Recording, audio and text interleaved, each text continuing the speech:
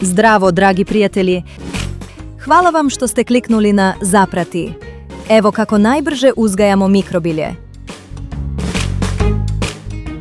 U ovim malim posudama. Kompletan postupak korak po korak nalazi se u našem videu. Zdravlje iz kućne bašte, mikrobilje od semena do stola. Potrebne su vam 3 posude, jedna čvrsta tamna, 2 providne i mekane, koje potpuno ulaze jedna u drugu. Jednu od mekših i tanjih posuda probušimo gusto raspoređenim rupicama, za višak vode i korenje.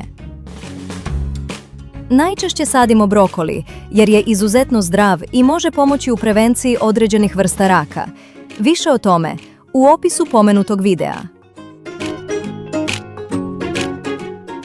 Sada smo posijali brokoli, slačicu i japansku rotkvicu.